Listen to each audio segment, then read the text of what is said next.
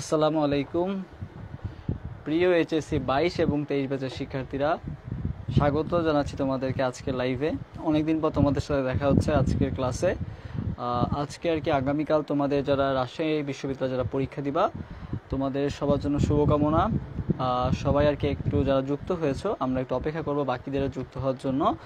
তোমরা একটু লাইভটা একটু বেশি বেশি করে শেয়ার করে দাও, তোমাদের টাইম লাইনে শেয়ার করে রাখো এবং পাশাপাশি তোমাদের ফ্রেন্ডদেরকে সবাই একটু মেনশন দিয়ে দাও। সবাই যুক্ত হয়ে গেলে আমরা ক্লাসটা নাও ইনশাল্লাহ শুরু করে দিব।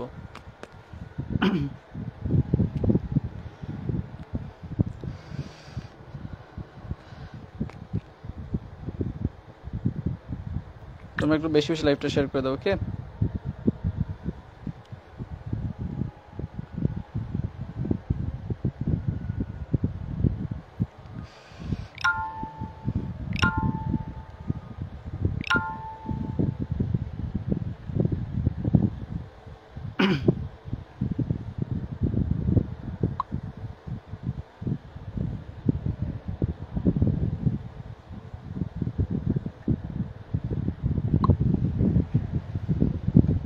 অলরেডি আমাদের সাথে 150 জনের মতো যুক্ত হয়ে গেছে। আমরা আর একটু অপেক্ষা করি, তারপরে ইনশাল্লাহ শুরু করে দিব।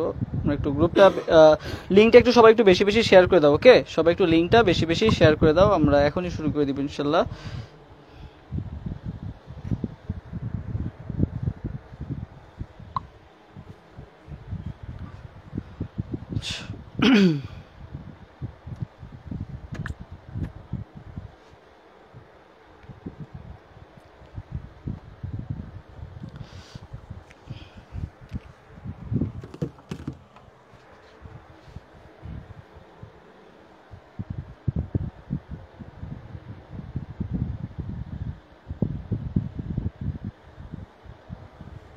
তোমাদের কারো কোনো কোশ্চেন থাকলেও কমেন্ট করতে পারো।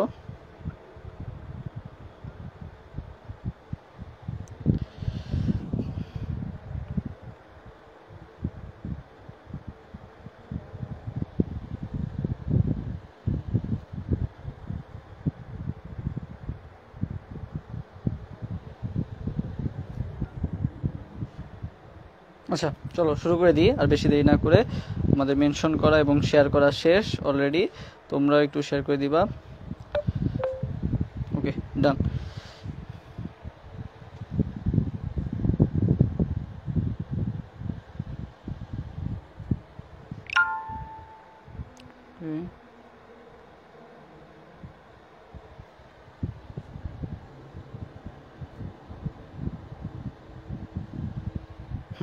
তো চলো শুরু করি।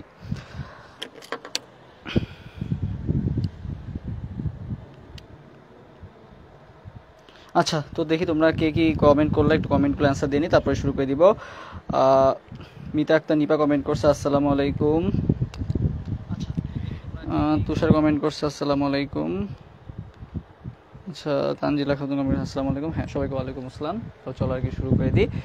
এখন তোমরা আজকে রাতে আসলে পড়ার কিছু নাই, কারণ কালকে যেহেতু এক্সাম, আজকে জাস্ট আমরা একটু রিভিশন দিব, বা কেমিস্ট্রি বায়োলজি যেটা আছে এখানে যেহেতু একটা বিশাল মার্কস আছে, 25-25-50 মার্কসের মতো। তো আমরা চেষ্টা করবো আজকে একটু কেমিস্ট্রি বায়োলজি টপিকগুলো একটু আমরা যাতে প্র্যাকটিসের মধ্যে থাকি, কারণ এখন তোমার পড়তে গেলে অনেক টাইম লাগবে বা অনেক কনফিউশন থাকবে। তো আজকে আমরা একটু দ্রুত চেষ্টা করব ক্লাসটা করার, এবং পাশাপাশি যেহেতু তোমাদের কালকে এক্সাম, অনেক সবারই এক্সাম, শিফটে এক্সাম হবে 3টা শিফটে। তো সবাই আর কি চেষ্টা করো যে আজকে রাতে একটু তাড়াতাড়ি ঘুমায় যাওয়ার, ব্রেনটাকে একটু রিল্যাক্স দেওয়ার, কারণ এখন নতুন করে পড়ার কিছু নাই। সবসময় যেটা বলি, আগের পড়াগুলাই জাস্ট এখন কি করবা, একটু রিভিশন করবা, বাট না ধরাই বেটার, ঠিক আছে? বই এখন আর না ধরাই বেটার। এখন আপাতত কালকের যে এক্সামটা আছে, এক্সামের জন্য ভালো মতো আর কি একটু রিল্যাক্স দাও নিজেকে, এবং যারা এখনো মনে করো যাত্রা পথে আসো তারা আর কি সাবধানে যাও। পাশাপাশি হচ্ছে তোমাদের কাঙ্ক্ষিত জায়গায় পৌঁছে একটু রেস্ট করো, কারণ শরীরের উপর, ব্রেনের উপর রেস্ট না দিলে আগামীকালকে কিন্তু তুমি তোমার আউটপুটটা পাবা না। তো সবাই একটু একটু ভালো মতো ঘুমাবা, 7 থেকে 8 ঘন্টা ঘুমাবা। সকালে উঠে একটু মানে রিল্যাক্সে যাবা, একেবারে এক্সাম শুরু হওয়ার আধা ঘন্টা আগে প্রবেশ করার চেষ্টা করবা। মানে যেগুলো করা, তোমরা তো অলরেডি অনেকগুলো এক্সাম দিয়ে আসছো, আশা করি তোমাদের এগুলো নতুন করে বলার কিছু নাই। তারপর আর কি একবার রিমাইন্ড করে দিলাম, কারণ তোমরা অলরেডি ঢাকা বিশ্ববিদ্যালয়ের এক্সাম দিচ্ছ, জাহাঙ্গীরনগর এক্সাম দিচ্ছ, অনেকে মেডিকেলও দিয়ে আসছো। তো সব মিলাই কিন্তু আমাদের অনেকগুলো এক্সামের সাথে তোমরা অলরেডি কোপ আপ করে আসছো। তো আশা করি এখন যাদের নার্ভাসনেস আছে, আশা করি এই নার্ভাসনেসটা আস্তে আস্তে কমে যাচ্ছে তোমাদের এক্সামগুলো দিয়ে দিয়ে। তো এই জন্যই আর কি এই এক্সামগুলো আসলে যাদের মনে করো নার্ভাসের কারণে আগের এক্সামগুলো ভালো হয় নাই, তাদের জন্য কিন্তু এই এক্সামটা, আবার চট্টগ্রামের এক্সামও দিছো, ঠিক আছে। তো তাদের কিন্তু অলরেডি বলা যায় যে অনেকগুলো এক্সাম দেওয়া সব হয়ে গেছে, এখন কিন্তু নার্ভাসনেস না থাকাটাই ভালো আর কি। আশা করি নার্ভাসনেসটা কেটে গেছে, এখন নিজের 100%টা দিয়ে দাও, ওকে। হ্যাঁ, এই যে রাজশাহী ট্রেন থেকে কমেন্ট করছে জেইউ। হ্যাঁ, জেইউ আসলে এখনো মানে যাদের হয় নাই তারা আর কি মন খারাপ করো না। এখন দেখো যে এবছর যেহেতু আরো অনেক ভার্সিটির এক্সামগুলো হচ্ছে, তো স্বাভাবিকভাবে দেখা যাবে যে অন্যান্য বছর থেকে এই বছর হয়তো ওয়েটিং লিস্টে একটু বেশি দূর যেতে পারে আর কি। তো যাদের একটু মনে করো 500 ডি ইউনিটের ক্ষেত্রে মেইনলি 500-র আশেপাশে যারা আসো, আশেপাশে যারা আসো তারা আর কি আশা রাখো। গত বছর 300-400তেই শেষ হয়ে গেছে, তো এই বছর 600-700 যাইতে পারে। তো আশা রাখো আর কি, ইনশাল্লাহ ভালো কিছু হবে। আচ্ছা, তো দেখে আসো আমরা বায়োলজি এবং কেমিস্ট্রি বিগত বছরে রাজশাহীতে কি কি কোশ্চেন আসছে আমরা আর কি এগুলো দেখবো। বিগত বছরে আসা কোশ্চেনগুলো আমরা একটু দেখি যে কি কি কোশ্চেন আসছে। দেখো ফার্স্টে যে কোশ্চেনটা আসছে, এই কোশ্চেনটা সবাই একটু অ্যান্সার দাও তো, যে এ থেকে বি বিক্রিয়াতে রাজশাহীতে একটা জিনিস মনে রাখবা, কেমিস্ট্রিতে দেখবা ছোট ছোট ম্যাথ আসে, ঠিক আছে। মেডিকেলে কিন্তু এই ম্যাথগুলো আসে না, ঢাবিতেও আসে আর রাজশাহীতেও কিন্তু এরকম ম্যাথ আসে। জাহাঙ্গীরনগরের ডিউতে দেখবা না এরকম বড় বড় ম্যাথ আসে, এটা মোটামুটি একটু ক্রিটিক্যাল ম্যাথ আছে বা একটু টাইম সাপেক্ষ ম্যাথ আছে। তো এইটার অ্যান্সার কি তোমরা দিতে পারবা? 27 নম্বর কোশ্চেনের অ্যান্সার দাও তো ভাইয়া। ডি ইউনিটে 284 পজিশন, হ্যাঁ ডি ইউনিটে 284 পজিশনে সাবজেক্ট চলে আসবে ইনশাল্লাহ, ঠিক আছে। জুওলজি ইনশাল্লাহ আশা করি অনায়াসেই চলে আসবে জুওলজি, আর যদি ভাগ্য ভালো থাকে পাবলিক হেলথ আসতে পারে আর কি। এটা আসলে ডিপেন্ড করতেছে, কিছুদিন পর বোঝা যাবে আর কি, একটা মেরিট যাওয়ার পর তারপর বোঝা যাবে।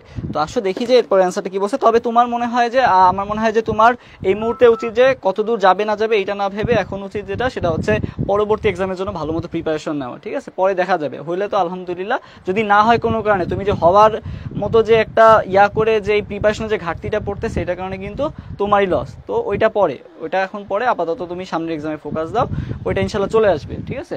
তো যারা এরকম 300-400 বা 500-র মধ্যে আসো তোমরা আর কি আশা রাখো।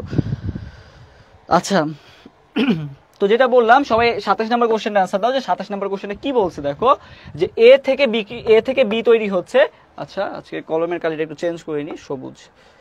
আচ্ছা, তো দেখো এ থেকে কিসে হচ্ছে বলো তো, বি বিক্রিয়াতে যাচ্ছে, মানে বিতে পরিণত হচ্ছে।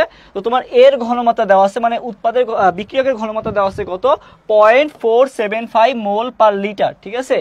এরপর কি বলা হয়েছে, 5 মিনিট পর, ঠিক আছে, তোমার টাইম দেওয়া আছে কত, 5 মিনিট, টি দেওয়া আছে কত, 5 মিনিট। ঘনমাত্রা হ্রাস পেয়ে কত হইলো, 0.175 মোল পার লিটার হলো, ঠিক আছে। হ্রাসকৃত ঘনমাত্রা কত হলো, বিক্রিয়কের হ্রাসকৃত ঘনমাত্রা কত হয়েছে, বিক্রিয়ক প্রাথমিক ঘনমাত্রা ছিল এত, হ্রাস পেয়ে কত হইলো, এত হইলো, ঠিক আছে। এখন বলা হয়েছে বিক্রিয়ার হার কত, কি জিজ্ঞাসা করা হয়েছে, বিক্রিয়ার হার কত। তাহলে এই 27 নম্বর কোশ্চেনটা সবাই একটু অ্যান্সার দাও তো, যে 27 এর অ্যান্সার কোনটা হবে, সবাই একটু 27 নম্বর কোশ্চেনটা অ্যান্সার দাও।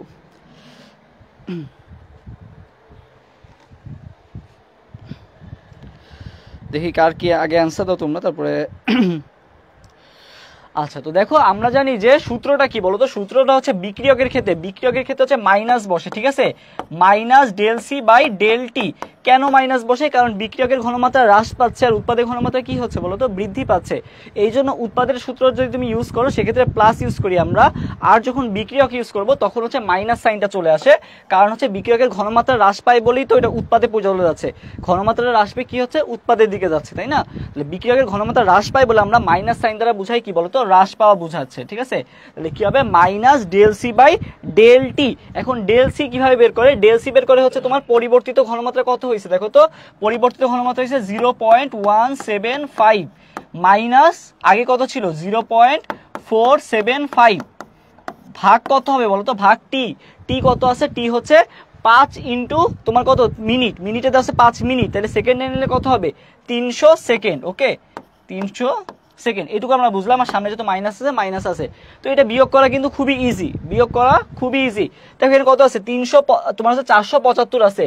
475 থেকে তুমি যদি 175 বাদ দাও, 475 থেকে 175 কিভাবে বাদ দিবা, ফার্স্টে 75 বাদ দাও, 475 থেকে তুমি আগে শুধু 75 বাদ দাও, কত থাকবে, 400 থাকবে। আর 100 যে ছিল, 175 যে 100 হাতে ছিল, সেই 100 যে বিয়োগ দিয়ে দাও, তাহলে কত থাকবে, মাইনাস 300 থাকবে, তাই না। তাহলে কত থাকবে, দেখো উপরে থাকতেছে কত, মাইনাস 300। আচ্ছা, আর নিচে দেখো কত আসতেছে, সরি মাইনাস 300 না, মাইনাস হচ্ছে 3 পয়েন্ট, যেহেতু এটা পয়েন্টের উপর পয়েন্ট আছে, আমি তো 375 থেকে 175 বিয়োগ দিছি, বাট এখানে তো পয়েন্ট 375 পয়েন্ট 175, তাহলে কি হবে, তাহলে বিয়োগ করলে হবে কত, -0.300 হবে, -0.300, এটুকু আমরা বুঝলাম যে -0.300 আসছে।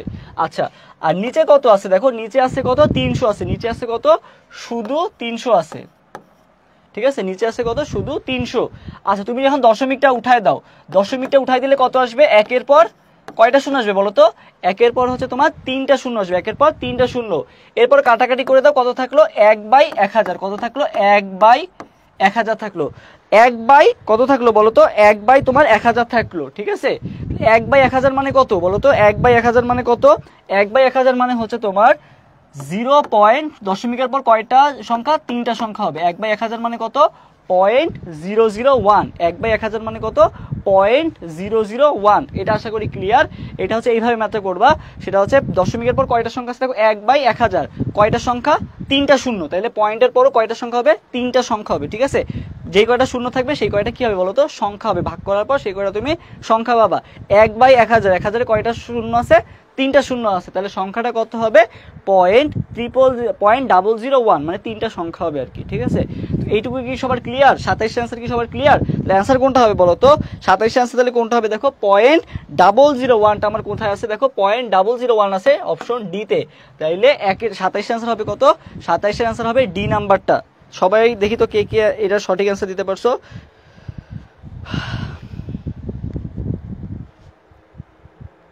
হ্যাঁ, 27-এর অ্যান্সার, হ্যাঁ 0.001 দেখতে পাচ্ছি। সুমাইয়া কমেন্ট করছে 0.001, আরবি কমেন্ট করছে, আর্টসেটটা দিলে ভালো হয়, নৌশি নোবাইরা ডি। আচ্ছা, হ্যাঁ ডি, অনেকেই কমেন্ট করছো ডি, হ্যাঁ ডি অ্যান্সার কোনটা হবে বলো তো, ডি।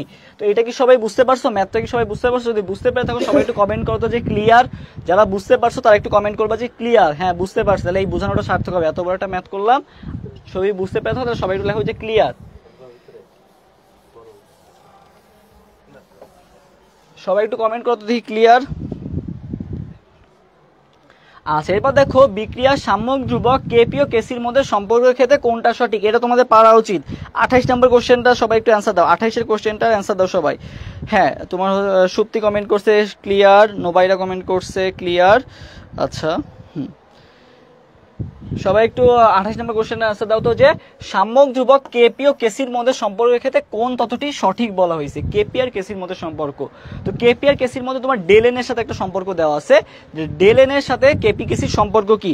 তো এই ক্ষেত্রে তোমরা কি মনে রাখবা, কেপি কেসির ক্ষেত্রে ডেলেনের সম্পর্কটা কি হবে, যদি মনে রাখবা যে ডেলেনও যদি বাড়ে, ডেলেনের সাথে তোমার সমানুপাতিক সম্পর্ক হচ্ছে কার বলো তো, কেপির।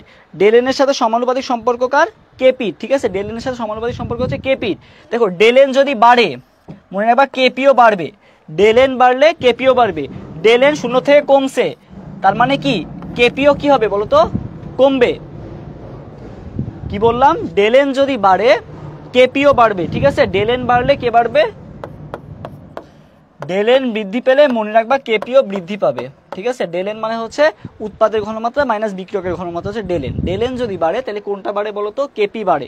এই দেখো, ডেলেন বাড়ছে, কেপি বাড়ছে, ডেলেন 0 হয়েছে, কেপি আর কেসি কি হয়ে যাবে, সমান হয়ে যাবে। এটা তো আমরা জানি যে RT টু দি পাওয়ার ডেলেন, ডেলেনের মান যদি 0 হয়ে যায় তাহলে RT কত হয়ে যায় বলো তো, 1 হয়ে যায়, যার কারণে কেপি ইকুয়াল টু কেসি হয়ে যায়।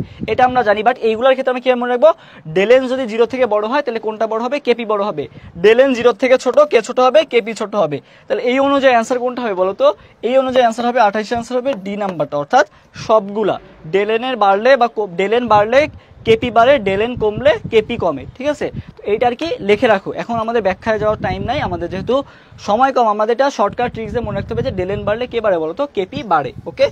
আচ্ছা, নেক্সট স্লাইডে যাই আমরা।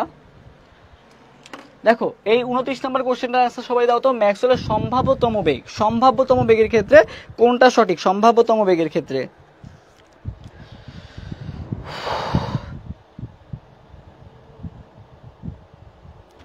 সম্ভাব্যতম বেগ, ঠিক আছে, সম্ভাব্য। তো দেখো সম্ভাবনা, দেখো সম্ভাবনা কি থাকে, হয় তুমি ফেল করবা, না হলে কি করবা বলো তো, পাস করবা। ফেল না হলে কি পাস, এরকম একটা দুইটা জিনিসের মধ্যে তো সম্ভাবনা থাকে, হয় জিতবে না হয় কি বলতো হারবে, দুইটা জিনিসের মধ্যে তো সাধারণত কি থাকে বলতো সম্ভাবনা থাকে। তো তুমি কি করবা যখন দেখবা সম্ভাব্যতম বেগ আছে, সম্ভাবনা সাধারণত কিসের মধ্যে থাকে বলতো দুইটা জিনিসের মধ্যে সম্ভাবনা থাকে, হয় জিতবে না হয় হারবে, হয় সে ভালো না হয় সে কি বলতো খারাপ, সাধারণত দুইটা জিনিসের মধ্যে সম্ভাব্যতা থাকে। তো তুমি মনে রাখবা যে যেইটার মধ্যে তুমি 2 দেখতে পাবা, ঠিক আছে, আলফা ইকুয়াল টু সম্ভাব্যতার ক্ষেত্রে √2r/m, ঠিক আছে, যেটা 2 দেখতে পাবা সেটাই কি হবে সম্ভাব্যতম বেগের সূত্র। সম্ভাব্যতার ক্ষেত্রে কি মনে রাখবা 2 মনে রাখবা, যে উপরে কি আছে √2, আলফা ইকুয়াল টু √2r/m। তো সবাই একটু কমেন্ট করো তো যে সম্ভাব্য বললে কত 2, সম্ভাব্য মানেই কত 2, এটা একটু সবাই কমেন্ট করো তো যে সম্ভাব্য মানেই 2, এটা একটু কমেন্টগুলো আমি পড়বো, যারা যারা কমেন্ট করবো তাদের কমেন্টগুলো পড়বো, যে সম্ভাবনা বললে কয়টা জিনিস বোঝায়, 2টা জিনিস বোঝায়, ঠিক আছে, সম্ভাব্য মানেই হচ্ছে 2টা জিনিস। দেখি তোমাদের কমেন্টগুলো পড়বো। হ্যাঁ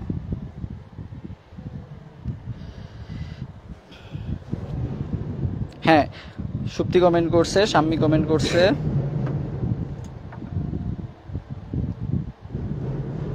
সম্ভাবনায় 2, সুমাইয়া কমেন্ট করছে। যারা কমেন্ট করতেছো তাদের অনেক ধন্যবাদ, কারণ কমেন্ট করলে মনে থাকবে, নাহলে পরীক্ষার হলে যাওয়া ভুলে দেখবা যে সম্ভাব্যতম বেগ, তারপরে হচ্ছে গড় বেগ, গড়, বর্গমূল গড়, বর্গবেগ সবগুলা একসাথে কি হয়ে যাবে, প্যাচ লেগে যেতে পারে। তো সেই ক্ষেত্রে এই জিনিসটা মনে রাখবা। এরপর দেখো কি বলা হয়েছে, 25 ডিগ্রি সেলসিয়াসে অক্সিজেনের আরএমএস বেগ কোন তাপমাত্রায় সালফার ডাই অক্সাইডের আরএমএস বেগের কি হবে বলতো সমান হবে। দুইটা কি বলা হয়েছে, সমান হবে কোন তাপমাত্রায়। তো আমরা জানি কি বলতো সি ইকুয়াল টু আরএমএস বেগের ফর্মুলা কি, C equal to √3RT/m, C equal to কি √3RT/m, এটা হচ্ছে আরএমএস বেগের ফর্মুলা। এখন তুমি যদি করো, দেখো এটা যদি আমি বের করি, C1/C2, তোমার একটা হচ্ছে কার অক্সিজেন আর এটা কি সালফার ডাই অক্সাইড। তাহলে দেখো C1/C2 মধ্যে যদি তুমি সম্পর্ক বের করো, C1/C2 মধ্যে যদি তোমার সম্পর্ক বের করতে হয়,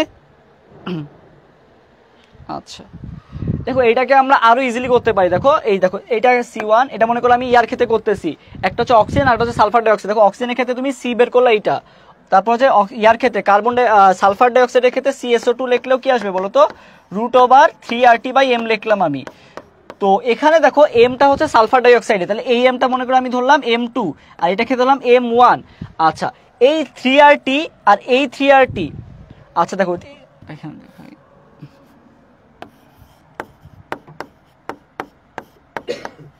দেখো এইখানে যেটা আছে সেটা হচ্ছে, দেখো তোমার হচ্ছে এই T1 আর M1 যেটা আছে, T1 আর M1 হচ্ছে কি হতে পারে, চেঞ্জ হইতে পারে, তাপমাত্রা আর আণবিক ভরটা চেঞ্জ হইতে পারে, বাট আর 3R এই দুইটা কি ধ্রুবক না, একইভাবে এই 3Rও কি বলতো ধ্রুবক না। তাহলে এই দুইটা তো আসলে কি হয়ে যাচ্ছে, বাদ চলে যাচ্ছে, থাকলো কে শুধু T1/M1 ইকুয়াল টু কি থাকবে বলতো T2/M2। তাহলে আমি যদি কার্বন এখানে যদি অক্সিজেন আর এখানে কি সালফার ডাই অক্সাইড যদি বসাই, তাহলে এই অক্সিজেনের ক্ষেত্রে আমি কি বসাতে পারি, অক্সিজেনের ক্ষেত্রে আমি বসাতে পারি হচ্ছে T1/M1 থাকতেছে, আর এটার ক্ষেত্রে কি থাকতেছে T2/M2 থাকতেছে, ঠিক আছে। এইটুকু আমরা পাচ্ছি, সব কাটাকাটি করে আমরা এইটুকু পাচ্ছি, কারণ রুটও তো বাদ যাচ্ছে, উভয় পক্ষে আমি রুট উঠাই দিলাম, উভয় পক্ষে আমি ধ্রুবক সংখ্যাগুলো বাদ দিলাম, ধ্রুবক সংখ্যা কে কে 3 একটা ধ্রুবক সংখ্যা আর একটা ধ্রুবক সংখ্যা, ধ্রুবক সংখ্যাগুলো আমি বাদ দিয়ে দিলাম, থাকলো কে কে শুধু তাপমাত্রা থাকলো আর কে থাকলো আণবিক ভর থাকলো। তো এখন বলা হয়েছে যে আরএমএস বেগ কোন তাপমাত্রা সালফার ডাই অক্সাইডের বেগের কি হবে বলতো সমান হবে। সমান যেহেতু হবে তাইলে এই দুইটার মান কি হয়ে যাবে বলতো কাটাকাটি করলে 1 থেকে যাবে, যেহেতু সমান তাহলে এইটুকু কত হয়ে যাবে, এপাশে 1 হয়ে যাবে। এবার আমরা ক্যালকুলেশন করে দেখি T1 T2 M1 M2 কত আসে। তো আমি গুণ করে দিলাম, দেখো কত আসে, তাহলে এপাশে থাকবে T2/M2, এপাশে আমি এইটাকে এই পাশে নিয়ে আসছি আর কি, তাহলে কত থাকলো দেখো T1/M1 ইকুয়াল টু কি থাকলো বলতো T2/M2, এইটুকু থাকলো আমাদের, ঠিক আছে। T1/M1 ইকুয়াল টু কি থাকলো বলতো T2/M2, এটুকু আমাদের থাকলো। এখন কি চাওয়া হয়েছে তোমাকে, কোন তাপমাত্রায়, মানে হচ্ছে T2টা চাওয়া হয়েছে, তাহলে আমি T2টাকে রাখলাম আর M2টাকে এপাশে পাঠাই দিলাম। T2টা যেহেতু চাওয়া হয়েছে তাহলে এপাশে আমি M2টাকে নিয়ে আসলাম। এবার আমি ইজিলি ক্যালকুলেশন করতে পারবো। দেখো এখন তোমাকে তাপমাত্রাগুলো ডাটা যেসব দিয়ে আছে এগুলো বসাই ফেলো। দেখো এখন আমি ডাটাগুলো বসাই ফেলাই। উপরে দেখো T1 দেওয়া আছে কত 25 ডিগ্রি সেলসিয়াস, মানে হচ্ছে 298 কেলভিন, 25 ডিগ্রি সেলসিয়াস মানে 298 কেলভিন, সাথে কি গুণ হয়েছে, সাথে M2 গুণ হয়েছে, হয়েছে। M2 মানে কোনটা? Sulphur dioxide. সালফার ডাইঅক্সাইডের ভর কত? সালফার ডাইঅক্সাইডের ভরটা হিসাব করে আসো। সালফার হচ্ছে 32 আর অক্সিজেন কত? 16 × 2 মানে কত? অক্সিজেন হচ্ছে 32, তাহলে 32 আর 32 কত? 64, তাহলে 298 × 64 ভাগ কত? ভাগ হচ্ছে তোমার M1। M1 কে ছিল? অক্সিজেন ছিল। অক্সিজেন কত ছিল? অক্সিজেন ছিল হচ্ছে 32। অক্সিজেন আণবিক ভর কত? 32। তাহলে দেখো এটা ক্যালকুলেশন কিন্তু খুবই ইজি। 32 কি করে দিবা? জাস্ট 64 দিয়ে ভাগ করে দিবা, থাকবে কত? 2। তাহলে 298 × 2 কত হয়? 298 × 2, 298 2 এভাবে গুণ না করে 300 × 2 করো। 300 × 2 মানে কত? 600। কত কম ছিল? 2 কম ছিল, তাহলে 2 দোকানে কত হবে? 4 কম হবে। হিসাবে কত কম হবে? তাইলে 4 কম হবে। তাহলে 600 থেকে 4 কম মানে কত? 596। তাহলে অ্যান্সার কোনটা হবে? অ্যান্সার হবে বি নাম্বারটা, ঠিক আছে? 596। এটা কি সবার কাছে ক্লিয়ার? যদি ক্লিয়ার হয়ে থাকে সবাই একটু কমেন্ট করো যে ক্লিয়ার। 596, হ্যাঁ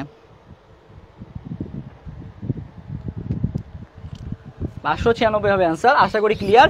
এটা কিন্তু রাজশাহী ইউনিভার্সিটি বিগত বছর আসা কোশ্চেন। ওকে,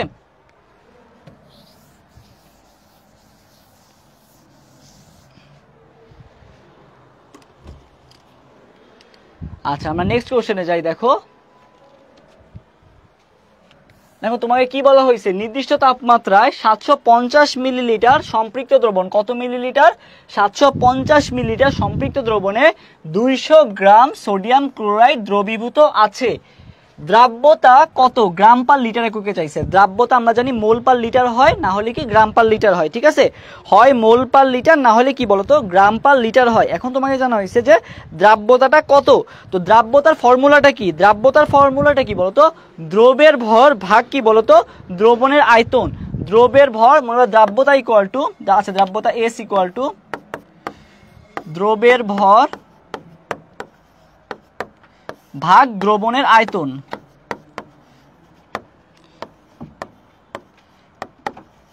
দ্রবের ভর ভাগ কি বলতো? দ্রবণের আয়তন। তো এখানে দ্রবের ভর কত দেওয়া আছে? দ্রবের ভর দেওয়া আছে তোমার হচ্ছে 200 গ্রাম। দ্রবের ভর কি দেওয়া আছে? 200 গ্রাম। আর দ্রবণের আয়তন কত দেওয়া আছে? দেখো 750 মিলিলিটার।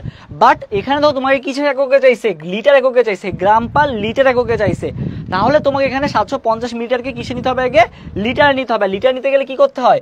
750 ভাগ 1000 করতে হবে। তাহলে কত আসবে বলতো? 0.750 আসবে। 750 ভাগ 1000 করলে কত আসবে? 0.75 আসবে আর কি। কত আসবে? 0.75 আসবে, ঠিক আছে? 0.75 আসবে। কত আসবে? জাস্ট একটা পয়েন্ট বসাই দিবা। 750 কে যদি তুমি 1000 দ্বারা ভাগ করো কত আসবে? 0.75 আসলো আর কি। তাহলে আয়তন আমি কত পেলাম? আয়তন পেলাম হচ্ছে 0.75। আর দ্রবের ভর দেওয়া আছে কত? দ্রবের ভর দেওয়া আছে 200। তাহলে দ্রবের ভর কত আছে? 200। তাহলে 200 ভাগ কি করতে হবে বলতো? 0.75 করতে হবে। 200 ভাগ 0.75, এটা করলে কত আসে দেখো তো অ্যান্সার? 200 ভাগ 0.75। আচ্ছা তো আমি দেখো আগে কাজ করি, যেটা আমি হচ্ছে দশমিকটা উঠাই দিই, তাহলে কত থাকবে বলো তো? 0.75 যদি আমি দশমিকটা উঠাই দিই তাহলে কত থাকবে? এখানে উপরে কত আসবে? উপরে আসবে 100। 100 আসলো।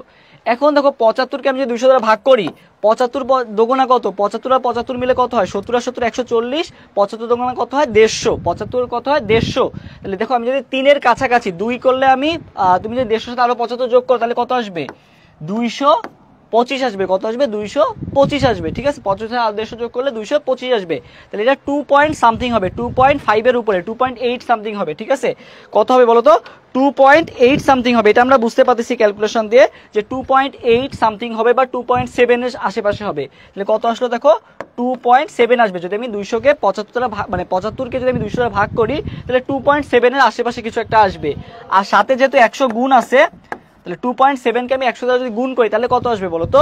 2.7 কে আমি 100 দ্বারা গুণ করে আরো সহজ করে দিই। দেখো এই দশমিকটা উঠায় দাও, কত থাকবে? 10 থাকবে। জাস্ট এটা সরাই দিবা, তাহলে কত আসতেছে দেখো তো? 270 আসতেছে। কত আসতেছে? 270। তাহলে আমাকে অপশনে খুঁজতে হবে 270 এর আশেপাশে কোন অপশনটা আছে। দেখো তো এই যে ডি নাম্বার অপশনটা আছে যে 277 এর আশেপাশে। তাহলে 33 নাম্বারটা দেখো কত হবে অ্যান্সার? 33 নাম্বার অ্যান্সার হবে 266.67। একেবারে কাছাকাছি আমাদের যে অ্যান্সারটা মিলবে সেটাই হবে অ্যান্সার। তাহলে এটা আশা করি সবার ক্লিয়ার। যদি ক্লিয়ার হয়ে থাকে সবাই একটু কমেন্ট করো তো যে এটা ক্লিয়ার নাকি সবার। ম্যাথ দেখছো অনেক ম্যাথ আসতেছে কিন্তু রাজশাহীতে কিন্তু ভালোই ম্যাথ আসে। ওকে, তো সূত্রগুলো একটু ভালো মতো প্র্যাকটিস করে যাবা। হ্যাঁ এই ক্যালকুলেশনগুলো একটু আজকে রাত্রে একটু দেখার চেষ্টা করবা, যে দ্রুত ক্যালকুলেশনগুলো করার, বেশি বেশি দ্রুত ক্যালকুলেশন করার জন্য একটু 2-3 লাইন গ্যাপ দিয়ে যাতে ক্যালকুলেশনটা ভালো মতো করতে পারো, এটাও একটু দেখবা, ঠিক আছে? আচ্ছা, সবার কাছে যদি ক্লিয়ার হয়ে থাকে সবাই একটু কমেন্ট করো যে ক্লিয়ার নাকি, ক্লিয়ার কমেন্ট করো সবাই একটু।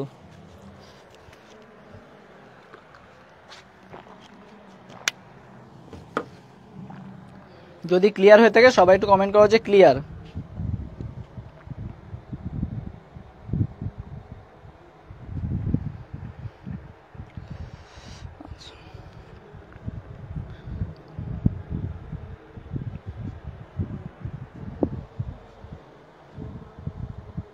ওকে ক্লিয়ার, হ্যাঁ আচ্ছা ওকে, কোন জায়গা আনক্লিয়ার এটা স্পেসিফাই বলবা, যে কোথায় আনক্লিয়ার হয়েছে সেটা বলবা। আর যদি মনে করো ক্লাসটা তো সেভ থাকবে, একটু দেখে নিবা, ডিটেলসে বোঝানো হয়েছে, তুমি একটু দেখে নিবা, ঠিক আছে, যদি আনক্লিয়ার হয়ে থাকে। আর কোন জায়গা, আর যদি কোনো একটা স্পেসিফিক কোথাও যদি বুঝতে ভুল হয় তাহলে আর কি ওইটা আস্ক করবা যে কোন জায়গাটা বুঝতে ভুল হয়েছে। ওকে আচ্ছা, এরপর দেখো সমআয়তন পাত্রে কোন গ্যাসটির চাপ সর্বনিম্ন, কি বলা হয়েছে, কোন গ্যাসটির চাপ সর্বনিম্ন। চাপ সর্বনিম্ন হয় কিসের উপর, দেখো চাপ সর্বনিম্ন মোল সংখ্যার উপর। তোমার হচ্ছে যে যদি মোল সংখ্যা বাড়ে n সমানুপাতিক p, সম আয়তন যখন বলে দিবে তখন মনে রাখবা যে মোল সংখ্যা বাড়লে চাপও কি হয় বলতো, বাড়ে। মোল সংখ্যা বাড়ালে চাপও কি হয় বলতো, বাড়ে। মোল সংখ্যা বাড়লে চাপও বাড়ে। তো এই ক্ষেত্রে দেখো যে এখানে আমাদের কি হবে, যে এখানে আমাদের হিসাব করতে হবে যে কোনটার মোল সংখ্যা বেশি, কোনটা কয় মোল আছে। তো দেখো 71 গ্রাম ক্লোরিন মানে কয় মোল আছে, 71 গ্রাম ক্লোরিন মানে হচ্ছে তোমার এখানে হচ্ছে ক্লোরিনের কয় মোল আছে, 71 গ্রাম ক্লোরিন মানে কয় মোল, 1 মোল ক্লোরিন আছে, ঠিক আছে। 71 গ্রাম ক্লোরিন মানে কয় মোল আছে, 1 মোল। আচ্ছা 16 গ্রাম অক্সিজেন মানে কয় মোল আছে, 16 গ্রাম অক্সিজেন মানে হচ্ছে 0.5 মোল আছে। 16 গ্রাম অক্সিজেন মানে কয় মোল আছে, 0.5 মোল আছে, ঠিক আছে। আচ্ছা ওকে আচ্ছা, এরপর দেখো 8 গ্রাম হিলিয়াম মানে কতটুকু, 8 গ্রাম হিলিয়াম, হিলিয়ামের ভর হচ্ছে 4, তাহলে 8 গ্রাম হিলিয়াম মানে কয় মোল আছে, এখানে 2 মোল আছে। 17 গ্রাম অ্যামোনিয়া মানে কয় মোল আছে, 17 গ্রাম অ্যামোনিয়া মানে হচ্ছে 1 মোল আছে। তো বলা হয়েছে যে কোন গ্যাসটির চাপ সর্বনিম্ন, তাহলে হিসাব করে দেখতে হবে যেটার কি মোল সংখ্যা কম আছে। কোনটার মোল সংখ্যা কম আছে আমরা বের করলাম, অক্সিজেনের মোল সংখ্যা কম আছে, অক্সিজেন আছে মাত্র হাফ মোল। অ্যান্সার কোনটা হবে, অ্যান্সার হবে সি নাম্বারটা। আচ্ছা এরপর দেখো বলা হয়েছে যে কোনটির সাথে বিক্রিয়ায় প্রোপানন ও প্রোপানলের ভিন্ন পর্যবেক্ষণ দেখা যায়। প্রোপানন এবং প্রোপানল এইটার ভিন্ন পর্যবেক্ষণ দেখা যায়। এইটা আমাদের কার ক্ষেত্রে দেখা যায়, এইটা হচ্ছে আয়োডোফর্ম পরীক্ষার মাধ্যমে আমরা হচ্ছে প্রোপানন আর প্রোপানলের মধ্যে পার্থক্য করি আয়োডোফর্ম পরীক্ষার মাধ্যমে। এখন তোমাদের জানতে হবে যে আয়োডোফর্ম পরীক্ষায় কি ব্যবহার করা হয়। আয়োডোফর্ম পরীক্ষায় আমরা কি ইউজ করি, আয়োডোফর্ম পরীক্ষায় আমরা কি ইউজ করি, আয়োডিন ইউজ করি আর সোডিয়াম হাইড্রোক্সাইড ইউজ করি। আয়োডিন আর সোডিয়াম হাইড্রোক্সাইড মিলে আমরা কি করি বলতো, আয়োডোফর্ম পরীক্ষা করি, যেখানে প্রোপানন আর প্রোপানল কি করা যায় বলতো, আলাদা করা যায়, ঠিক আছে। তো বলো তো তোমরা একটু দেখি কমেন্ট করো, যে তোমরা কমেন্ট করবা যে কে বিক্রিয়া দেয়, প্রোপানন নাকি প্রোপানল, এই দুইটার মধ্যে হচ্ছে কোনটা আয়োডোফর্ম বিক্রিয়া দেয়। আর একটা তো দেয়, একটা হচ্ছে দেয় না, কে দেয় বলতো, প্রোপানন দেয় নাকি প্রোপানল দেয়, এটা একটু সবাই কমেন্ট করবা যে প্রোপানন নাকি প্রোপানল কে দিবে, ঠিক আছে, এটা একটু কমেন্ট করবা। কিটোনটা দিবে নাকি অ্যালডিহাইডটা দিবে, কে দিবে এটা একটু সবাই কমেন্ট করো।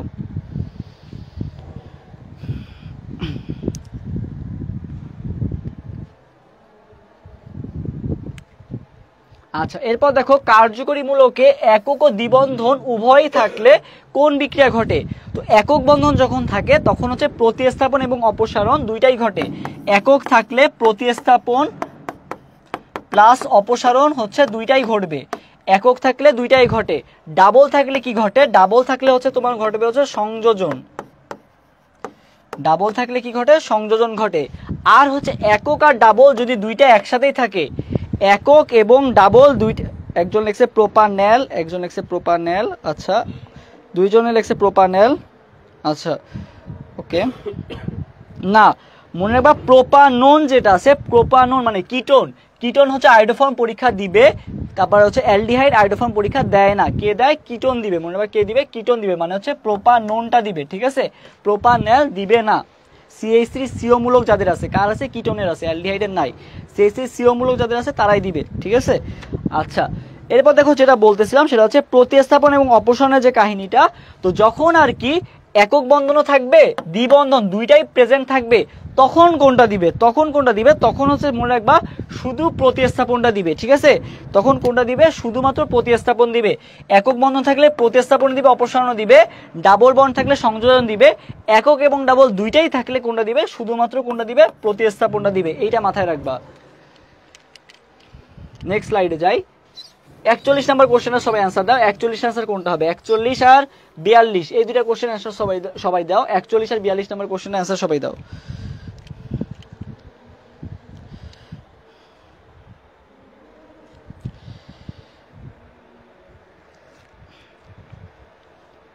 একচল্লিশ নাম্বার কোশ্চেনের অ্যান্সার সবাই দাও। 41 অ্যান্সার কোনটা হবে?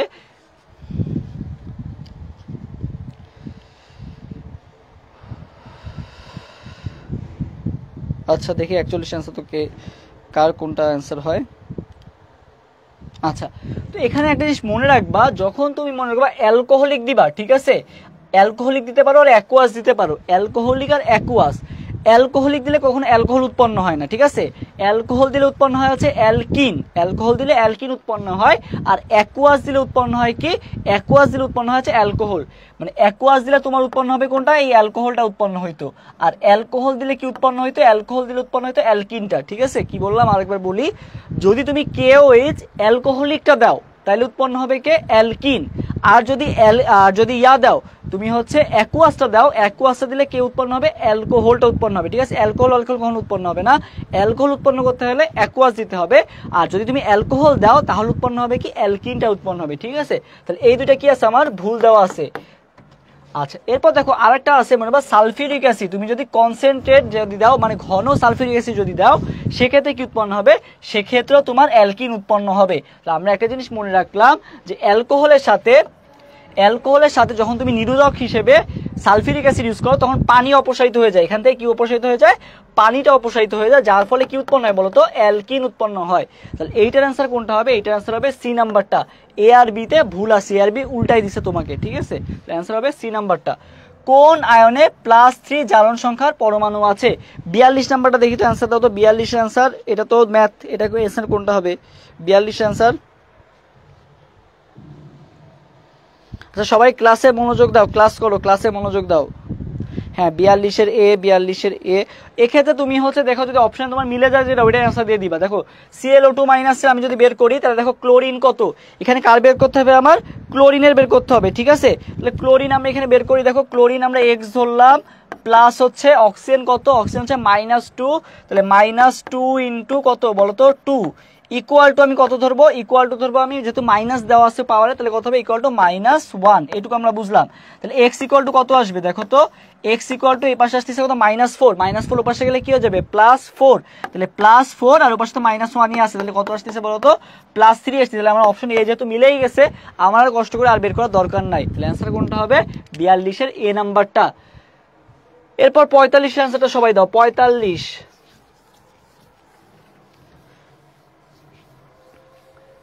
অ্যান্সারটা সবাই দাও তো। 45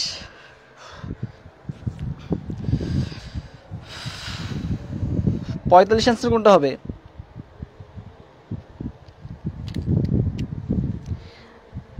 আচ্ছা দেখো 45 নাম্বারটা বলছে আউবাউ নীতি অনুসারে কোন অরবিটালে ইলেকট্রন সর্বশেষে প্রবেশ করবে। তো আউবাউ কথাটার অর্থ কি? এইটা সবাই একটু কমেন্ট করবে। আউবাউ কথাটার অর্থ কি? আউবাউ কথার অর্থ হচ্ছে বিল্ডিং আপ, মানে হচ্ছে আগে হচ্ছে তোমার নিম্ন শক্তির স্তর পূরণ করবে, মানে আগে 1 তলা 2 তলা হতে হতে তারপর কিন্তু হয় কি 10 তলা হয়, একবারে কিন্তু আগে 10 তলা হয় না। তো এটাই আর কি মনে রাখবা যে ফার্স্ট আগে ছোট মানে কম শক্তি স্তর পূর্ণ করতে করতে দেন আর কি বেশি শক্তি স্তরের যেটা আছে সেটা ইলেকট্রন প্রবেশ করবে। তো শক্তি কিভাবে বের করে? শক্তি বের করা হচ্ছে n+l এর মান দিয়ে, ঠিক আছে? n+l এইটা দিয়ে কি বের করে? শক্তি বের করে। তাহলে বলা হয়েছে যে সর্বশেষে প্রবেশ করবে, সর্বশেষ প্রবেশ করবে সেইটাই যেটা এই কয়টার মধ্যে যার শক্তি সবচেয়ে বেশি, সেটাই কি করবে? সর্বশেষে কি করবে? প্রবেশ করবে, সর্বশেষে প্রবেশ করবে, ঠিক আছে? কিসে প্রবেশ করবে? সর্বশেষে প্রবেশ করবে। আচ্ছা, তো সর্বশেষে প্রবেশ করবে, তুমি এক্ষেত্রে কি করবা? সবগুলার কি বের করবা? সবগুলার n+l এর মান বের করবা, তারপর দেখবা যে কোনটার কি আসে। তো দেখো আমরা জানি যে l এর মান কিভাবে বের করে। l এর মান আমরা জানি S P D F। S এর ক্ষেত্রে হচ্ছে 0, P এর ক্ষেত্রে হচ্ছে 1, D এর ক্ষেত্রে 2 আর F এর ক্ষেত্রে কত বলো তো? 3। তো তুমি জাস্ট যোগ করে দিবা। 3D এর ক্ষেত্রে কত হবে? 3D এর ক্ষেত্রে তুমি হচ্ছে 3D এর ক্ষেত্রে কি করে দিবা? 3 + 2 4d এর ক্ষেত্রে কি হবে 4 প্লাস d এর মান কত, দেখো d এর মান কত আছে 2 আছে, তাহলে 4 প্লাস কত আসবে বলো তো 4 প্লাস 2 আসবে। 4s এর ক্ষেত্রে কত আসবে, s এর মান তো 0, তাহলে 4 প্লাস 0, আর 5 এর ক্ষেত্রে কত আসবে 5 প্লাস 0। তাহলে আমি এখানে বুঝতে পারতেছি যে এখানে কত 5 4 5 আর এখানে কত 6, তাহলে সবচেয়ে বেশি যেটা শক্তি সেটা সবচেয়ে লাস্টে প্রবেশ করবে, তাহলে অ্যান্সার কত হবে, অ্যান্সার হবে 4d। ঠিক আছে, নেক্সট কোশ্চেনে যাই। দেখো 46 নম্বর কোশ্চেনে কি বলছে যে কোন ক্রমটি সঠিক নয়, কোন ক্রমটি সঠিক নয়, এটা হচ্ছে আকারের ক্রম। ঠিক আছে, আকারের ক্রম। তো আকারের ক্রমের ক্ষেত্রে আমি বলছি যে তোমার হচ্ছে যখন দেখবা যে ইলেকট্রন সংখ্যা সেম হয়ে গেছে, মানে আইসো ইলেকট্রনিক যখন হয়ে যাবে, তখন তোমরা গাছ কাটার নিয়মটা মনে রাখবা। ঠিক আছে, কি নিয়ম মনে রাখতে বলছি, গাছ কাটার নিয়ম। মানে হচ্ছে তুমি মনে করো একটা গাছ, ঠিক আছে, মনে করো গাছের 3টা ডাল আছে, প্লাস দ্বারা বোঝায় হচ্ছে গাছ কাটা, আর মাইনাস দ্বারা বোঝায় হচ্ছে ডাল লাগানো। প্লাস দ্বারা বোঝায় হচ্ছে কি ডাল কাটা, প্লাস মানে হচ্ছে ডাল কাটা। ঠিক আছে, প্লাস মানে হচ্ছে তুমি ডাল কাটতেছো, আর মাইনাস মানে হচ্ছে কি ডাল লাগাচ্ছ। তো মনে রাখবা যে দেখো এখানে দেখো যেটা আছে সেটা হচ্ছে দেখো পটাশিয়াম, ক্লোরিন আর সালফার 2-। পটাশিয়ামের কয়টা ইলেকট্রন আছে, পটাশিয়ামের 19টা আছে, পটাশিয়াম প্লাসে কয়টা আছে 18টা আছে। ঠিক আছে, ক্লোরিনেরও মাইনাসেরও কয়টা আছে, দেখো ক্লোরিন মাইনাসের কয়টা আছে বলো তো 18টা আছে, সালফার 16টা আছে, সালফার 2- মানে কয়টা আছে 18টা আছে। এখানে দেখো সবগুলারই 18টা ইলেকট্রন আছে। এই ক্ষেত্রে আমাদের গাছ কাটার নিয়মটা লাগবে যে কোনটার আকার বড়, এটা আমরা কিভাবে বুঝবো। দেখো দুইটা, আমি কি বলছি, মাইনাস মানে হচ্ছে লাগানো আর প্লাস মানে কি কাটা। তো এখানে দেখো আমি 2টা ডাল কাটছি, 2- আছে মানে কি 2টা ডাল লাগাইছি, সরি 2- মানে কি 2টা ডাল লাগাইছি, মাইনাস মানে কি আমি একটা ডাল লাগাইছি, প্লাস মানে কি আমি একটা ডাল কাটছি। তাহলে আমি দেখি এখানে বড় কোনটা, দেখো এখানে আমি 2টা ডাল যেহেতু লাগাইছি, তাহলে সবচেয়ে বড় কে বলো তো, সালফার 2- সবচেয়ে বড় হবে, এইটুকু আমি বুঝলাম। এখন ক্লোরিনে আমি কি করছি, একটা ডাল লাগাইছি, আর পটাশিয়ামে কি করছি, একটা ডাল কাটছি, তাহলে অবশ্যই বড় কে এখানে ক্লোরিনটা বড়, তারপরে কে বড়, তারপর হচ্ছে পটাশিয়ামটা বড়। তাহলে আমার এই অপশনটা কিন্তু ঠিক আছে, বলছে যে কোনটা ঠিক নাই বলছে। ঠিক আছে, কোনটা ঠিক নাই এটা তোমাকে আস্ক করা হয়েছে। ওকে, তোমাকে কি আস্ক করা হয়েছে যে কোনটা ঠিক নাই। আচ্ছা, এখন দেখো এইটা আমরা বুঝলাম। এরপর দেখো আমাদের যদি গ্রুপ ভিত্তিক বলে যে একই গ্রুপের উপর থেকে নিচে গেলে আমরা জানি কি হয়, আকার বাড়ে। একই গ্রুপের উপর থেকে নিচে গেলে আকার কি হবে, বাড়বে। বাট দেখো এখানে দেখো ম্যাগনেসিয়াম, ক্যালসিয়াম, স্ট্রনসিয়াম এরা কিন্তু সবাই কি একই গ্রুপের না। বিরিয়ানি, মোগলাই কাবাব স্বর্ণের বাটিতে রাখো, আমরা মনে রাখছিলাম কি কি ছিল, beryllium, magnesium, calcium, strontium, barium. ঠিক আছে, তাহলে এই ক্ষেত্রে দেখো সবচেয়ে বড় কি হবে, দেখো যেহেতু সবগুলাই কি 2+, সবগুলাই 2 নম্বর গ্রুপের মৌল, সেক্ষেত্রে তোমার সবগুলোর আকারই কি হবে বলতো, যে ওই তোমার যে গ্রুপের যে সম্পর্কটা আছে যে উপর থেকে নিচে গেলে আকার বাড়ে, সেই সম্পর্কটাই বিদ্যমান থাকবে। তাহলে হিসাবে বড় হওয়ার কথা ছিল কার, সবচেয়ে বড় হওয়ার কথা ছিল ম্যাগনেসিয়াম, ক্যালসিয়াম এবং স্ট্রনসিয়ামের মধ্যে সবচেয়ে বড় কথা ছিল কার, স্ট্রনসিয়াম। তারপরে বড় কথা ছিল হচ্ছে ম্যাগনেসিয়াম, তারপর বড় হওয়ার কথা ছিল, তারপর বলা হচ্ছে ক্যালসিয়াম, তারপরে কি বলতো ম্যাগনেসিয়াম। কারণ আমি জানি যে উপর থেকে নিচে গেলে আকার বাড়ে, তাহলে সবচেয়ে বেশি বড় হবে কি স্ট্রনসিয়াম, তারপরে ক্যালসিয়াম, তারপরে কি ম্যাগনেসিয়াম। তো এখানে কিন্তু উল্টাটা দিছে, সবচেয়ে বড় দিছে কারে, ম্যাগনেসিয়ামে দিছে, তারপরে কে দিছে ক্যালসিয়ামে, তারপর দিছে কারে, স্ট্রনসিয়ামে, যেটা কি ভুল দেওয়া, বসে কোনটা সঠিক নয়। তার মানে এইটা কিন্তু আমার কি হয়েছে বলতো, সঠিক নয়, এইটা সঠিক, এই যে ম্যাগনেসিয়াম, ক্যালসিয়াম, স্ট্রনসিয়াম এইটা সঠিক আছে, বাট বি নাম্বারটা কিন্তু অপশনটা সঠিক নাই। তাহলে অ্যান্সার কোনটা হবে, অ্যান্সার হবে বি। ওকে, অ্যান্সার হবে কয় নাম্বারটা, অ্যান্সার হবে বি নাম্বারটা।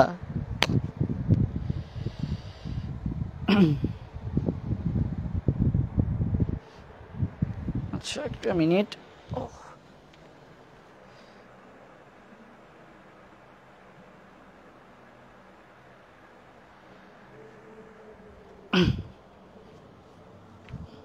ওকে আমরা নেক্সট কোশ্চেনে যাই। দেখো এরপর আমরা একটু বায়োলজিতে যাই। দেখো জার্ম থিওরি অফ ডিজিজ প্রতিষ্ঠা করেন কে, জার্ম থিওরি অফ ডিজিজ প্রতিষ্ঠা করেন কে, এটার অ্যান্সারটা সবাই একটু দাও তো দেখি। Germ theory of disease 57 number কোশ্চেনটার অ্যান্সার দাও তো, 57 অ্যান্সার সি।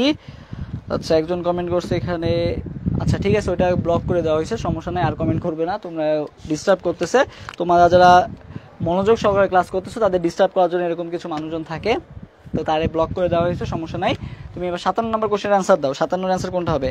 হ্যাঁ, মিথুন কমেন্ট করছে 57 সি, আজাদ কমেন্ট করছে, রহমান কমেন্ট করছে, মনি কমেন্ট করছে, আচ্ছা বেলাবোস কমেন্ট করছে সি। আচ্ছা দেখো germ theory of disease, germ theory of disease এটা কে দিছে, জার্ম থিওরি অফ ডিজিজ এটা কে দিছে দেখো,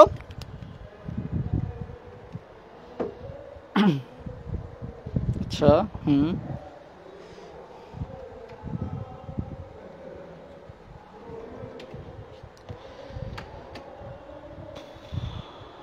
আচ্ছা হ্যাঁ, তো দেখো জার্ম থিওরি অফ ডিজিজ কিন্তু দিছে কে বলো তো,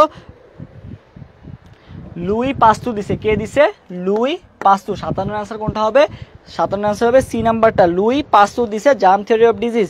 এটার সাথে সাথে আমরা আরো কিছু মনে রাখবো, এই যে রবার্ট কচে যে নামটা আছে, ইনাকে কি বলা হয় বলো তো? ইনাকে বলা হয় কি? ব্যাকটেরিওলজির জনক বলা হয়। কি বলা হয়? ব্যাকটেরিওলজির জনক। এই ইনফরমেশনগুলো মনে রাখবা যে ব্যাকটেরিওলজির জনক বলা হয় কাকে? এই হচ্ছে রবার্ট কচকে বলা হয় ব্যাকটেরিওলজির জনক বলা হয় হচ্ছে রবার্ট কচকে বলা হয় হচ্ছে ব্যাকটেরিওলজির জনক। আর হচ্ছে সর্বপ্রথম ব্যাকটেরিয়া আবিষ্কার করছিল কে বলতো? লিউয়েনহুক সর্বপ্রথম ব্যাকটেরিয়া আবিষ্কার করছিল। সর্বপ্রথম ব্যাকটেরিয়া আবিষ্কার করছিল।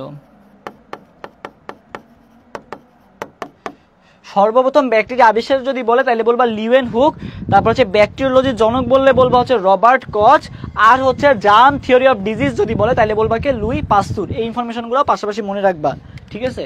ওকে, নেক্সট আমরা যাই, দেখো কোষ বিভাজনে কোন পর্যায়ে টেট্রাড সমূহ পাওয়া যায়? কোন পর্যায়ে টেট্রাড সমূহ পাওয়া যায়? ঠিক আছে, আচ্ছা তো এটা আমরা মনে রাখছিলাম কি দিয়ে বলতো? পকেট দিয়ে মনে রাখছিলাম যে পকেটে কি ছিল? পকেটে কি ছিল? পতে ছিল হচ্ছে প্যাকাইটিন দশা। পতে কি ছিল? প্যাকাইটিন। প্যাকাইটিনে কি ছিল? কতে হচ্ছে কায়াজমা, আর টতে কি ছিল বলতো? টেট্রাড। তাহলে হচ্ছে কোন পর্যায়ে টেট্রাড সমূহ দেখতে পাওয়া যায়? টেট্রাড সমূহ দেখতে পাওয়া যায় তাহলে কোন পর্যায়ে? টেট্রাড সমূহ দেখতে পাওয়া যায় হচ্ছে প্যাকাইটিন পর্যায়ে, ঠিক আছে? টেট্রাড সমূহ দেখতে পাওয়া যায় হচ্ছে প্যাকাইটিন পর্যায়ে, হচ্ছে টেট্রাড সমূহ দেখতে পাওয়া যায়। হ্যাঁ, তাহলে অ্যান্সার কোনটা হবে? অ্যান্সার হবে সি নাম্বারটা। আচ্ছা, এরপর দেখো পলিপেপটাইড ট্রান্সলেশনের জন্য টার্মিনেশন কোডন। এখানে এত কিছু আমাদের দেখার দরকার নাই, জাস্ট দেখবো কি আছে? টার্মিনেশন কোডন মানে হচ্ছে সমাপ্তি কোডনটা চাইছে। কি চাইছে আমাদের? সমাপ্তি কোডন। সমাপ্তি কোডন তিনটা একটু সবাই কমেন্ট করবা, যে আমাদের সমাপ্তি কোডন যে তিনটা আছে এই তিনটা একটু সবাই কমেন্ট করবা, ঠিক আছে? কি কি আছে? ইউএএ, ইউএজি, ইউজিএ, ঠিক আছে? ইউএএ, ইউএজি, ইউজিএ, এই তিনটা আছে। দেখো তো অপশনে কোনটা আছে? এই যে এইটা আছে। অ্যান্সার কোনটা হবে বলো তো? অ্যান্সার হবে সি নাম্বারটা। সবাই একটু দেখে এই তিনটা একটু কমেন্ট করো, যে আমাদের সমাপ্তি কোডন যে তিনটা আছে তিনটা একটু সবাই কমেন্ট করো। ইউএএ, ইউএজি, ইউজিএ। হ্যাঁ, দেখি কে কমেন্ট করছো। আনিকা মিথিলা কমেন্ট করছে, ইতিরাহা কমেন্ট করছে, সুপ্তি কমেন্ট করছে, আচ্ছা বর্ষা কমেন্ট করছে, আর মেঘলা কমেন্ট করছে। আরো একটা জিনিস সবাই একটু কমেন্ট করবো, আমাদের স্টার্ট কোডনটা কত, মানে কি বলতো? স্টার্ট কোডনটা তিনটা যে ইয়া আছে ওই তিনটা একটু সবাই কমেন্ট করো। স্টার্ট কোডনটা একটু সবাই কমেন্ট করো। স্টার্ট কোডনটা কোনটাকে বলে? স্টার্ট কোডন, এটা একটু সবাই কমেন্ট করবা। হ্যাঁ, বর্ষা কমেন্ট করছে, সুমাইবা কমেন্ট করছে, আচ্ছা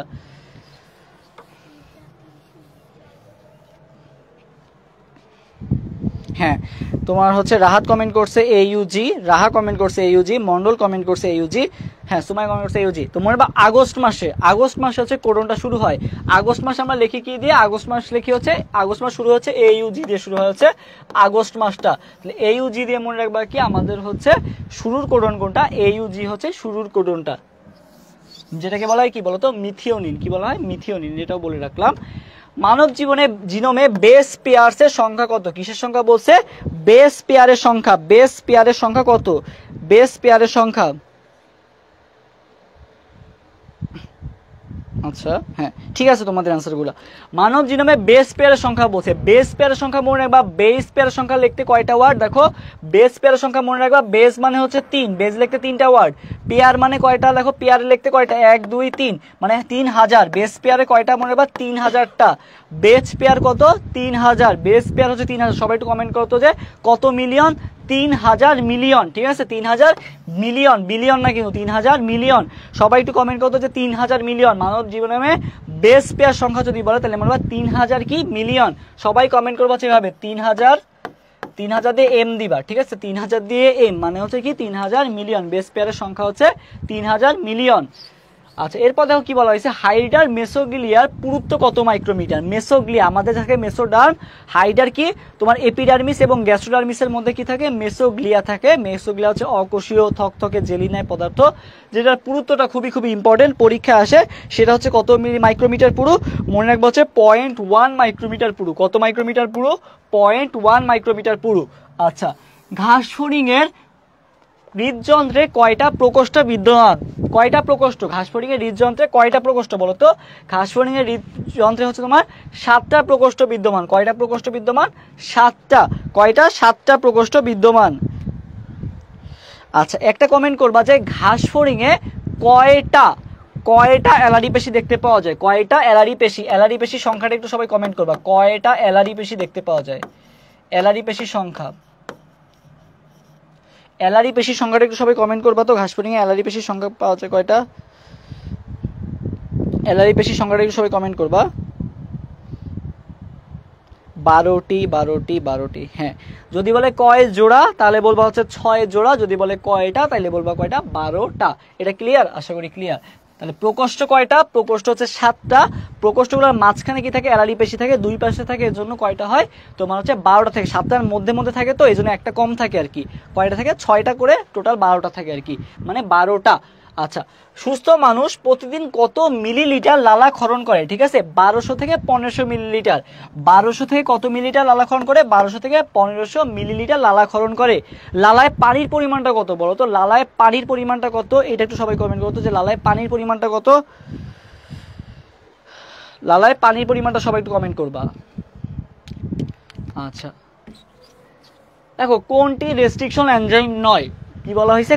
কোনটি রেস্ট্রিকশন এনজাইম নয়। ঠিক আছে, আচ্ছা, তো রেস্ট্রিকশন এনজাইমগুলো আমরা কিভাবে মনে রাখতে পারি? দেখো, রেস্ট্রিকশন এনজাইম,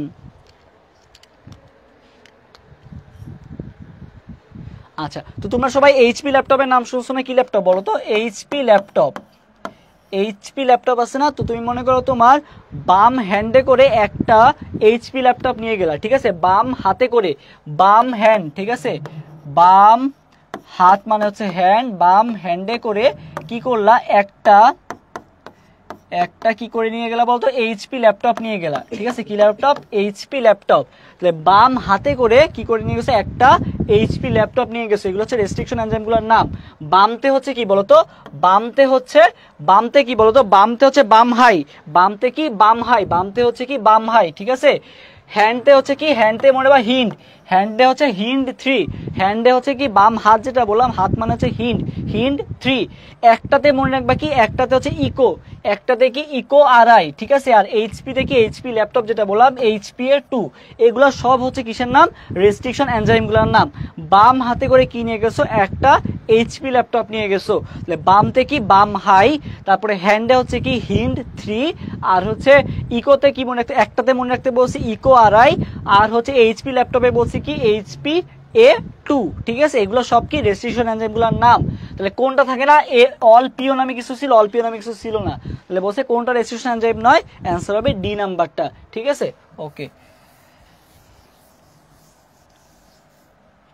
এরপর দেখো বলা হয়েছে ফটোসিস্টেম 2 বিক্রিয়া কেন্দ্রে ক্লোরোফিল এ কত ন্যানোমিটার দেয়?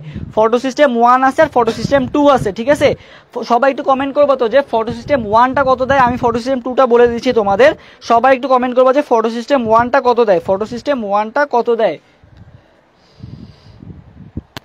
দেখো ফটোসিস্টেম 1 যেটা আছে, দেখো 1 আর 7 দেখতে কিন্তু অনেকটা কিসের মতো বলো তো? সেম। 1 কে তুমি একটু ব্যাকাই দিলে কি হয়ে যায় বলো তো? 7 এর মতো হয়ে যায়। তাহলে ফটোসিস্টেম 1 যেটা আছে এটা দেয় হচ্ছে 700 ন্যানোমিটার। আর ফটোসিস্টেম 2 দেয় হচ্ছে 680। দেখো 6 আর 8 এর মধ্যে ডিফারেন্স কত? 2। তাহলে ফটোসিস্টেম 2 কত দিবে? 680 ন্যানোমিটার দিবে। ঠিক আছে, বাকি কোনোটার মধ্যে কিন্তু ডিফারেন্স 2 নাই। তাহলে ফটোসিস্টেম 1 কি বললাম? 1 দেখতে 7 এর মতো, এই জন্য ফটোসিস্টেম 1 দিবে হচ্ছে 700, ফটোসিস্টেম 2 দিবে হচ্ছে কত? 680। কারণ 6 আর 8 ডিফারেন্স কত? 2। তাহলে ফটোসিস্টেম 2 দিবে কত? 680 ন্যানোমিটার। এটা পরীক্ষা হলে চেঞ্জ হয়ে যায় বা প্রেসারে মনে হয় যে 700 নাকি 680 কোনটা ছিল। তো এইভাবে মনে রাখবা, আশা করি ক্লিয়ার হয়ে যাবে। স্যান্ডউইচ মডেল, তো স্যান্ডউইচ মডেল সম্পর্কে আমাদের কিছু জিনিস জানতে হবে। 62 নাম্বারটা দেখো, স্যান্ডউইচ মডেল কে দিছে? স্যান্ডউইচ মডেল দিছে হচ্ছে ড্যাড। মনে বা তোমার আব্বু যে আছে, আব্বুর অনেক মনে বা যে অনেক পছন্দ, কি পছন্দ? স্যান্ডউইচ অনেক পছন্দ। ড্যাড দিয়ে মনে রাখবা, ড্যাড, DAD। ড্যাড থেকে ড্যানিয়েল অ্যান্ড ড্যাপসন। ড্যাডে কি? ডিতে হচ্ছে ড্যানিয়েল অ্যান্ড আর কি ডিতে হচ্ছে ডেভসন। ড্যানিয়েল অ্যান্ড ডেভসন কি করছিল, এই হচ্ছে স্যান্ডউইচ মডেলটা দিছে, স্যান্ডউইচ মডেলটা দিছে। স্যান্ডউইচ মডেলটা কি ছিল বলতো, স্যান্ডউইচ মডেল যেটা ছিল, এই স্যান্ডউইচে কয়টা থাকে বলতো, স্যান্ডউইচে দেখবা দুইটা লেয়ার আছে, উপরে একটা লেয়ার থাকে, নিচে একটা লেয়ার থাকে, মাঝখানে জিনিসপাতি থাকে আর কি। তো স্যান্ডউইচ লেয়ার কেমন হয় বলতো, 2 স্তর বিশিষ্ট মডেল। কেমন, 2 স্তর বিশিষ্ট মডেল। স্যান্ডউইচ কেমন, 2 স্তর। তাহলে স্যান্ডউইচ মডেল কেমন হবে বলতো, 2 স্তর বিশিষ্ট হবে, ঠিক আছে। স্যান্ডউইচ মডেল হবে হচ্ছে 2 স্তর বিশিষ্ট। হ্যাঁ আচ্ছা,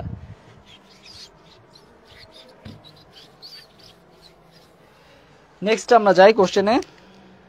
হ্যাঁ স্যান্ডউইচ মডেল দিছে, ওকে।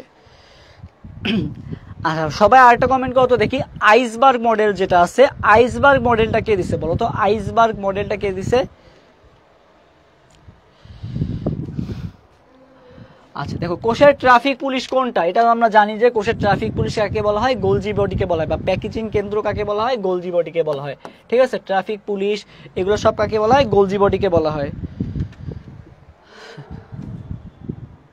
আচ্ছা হ্যাঁ, সিঙ্গার আর নিকলসন দিছে, ঠিক আছে। নিকলসন নামে একজন সিঙ্গার ছিল, নিকেলের একটা সন ছিল, যে কি ছিল, সিঙ্গার ছিল। নিকলসন আর কে সিঙ্গার দিছিল, কে তোমার হচ্ছে দিছিল হচ্ছে ফ্লুইড মোজাইক মডেল বা আইসবার্গ মডেল যেটা আছে ওটা দিছিল। কোষে পানি ও পিএইচ এর পরিমাণ বজায় রাখে কোন কোষীয় অঙ্গাণুটি, কোন কোষীয় অঙ্গাণুটি কি বজায় রাখছে, পিএইচটা, মানে পিএইচ এর পরিমাণ নিয়ন্ত্রণ করে কে, এটা কমেন্ট করো তো সবাই দেখি আগে। 64 নাম্বার কোশ্চেন আনসার দাও, যে একজন কমেন্ট করছে সাইটোপ্লাজম। তোমরা দেখি এইটা জানো নাকি, আরো একটা আছে, ঠিক আছে, আরো একটা অঙ্গাণু আছে যেটাও পিএইচ রক্ষায় ভূমিকা রাখে। সাইটোপ্লাজম তো হবে এটা অ্যান্সার, বাট অপশনে নাই, আরো একটা অঙ্গাণু আছে যেটাও হচ্ছে কি করে আমাদের পিএইচ এ কন্ট্রোল করতে বা পিএইচ এর তারতম্য করতে বা পিএইচটাকে বজায় রাখতে সাহায্য করে। বলতো সেই অঙ্গাণুটার নাম কি, যে কোন অঙ্গাণুটা পিএইচ রক্ষা করে। সাইটোপ্লাজমের পাশাপাশি আরো একটা অঙ্গাণু আছে যেটাও আর কি করে বলতো, এই পিএইচ এর পরিমাণটা বজায় রাখে। আচ্ছা, পাতায় ক্লোরোফিল অণু সৃষ্টির জন্য কোন মৌলটি দায়ী, ঠিক আছে।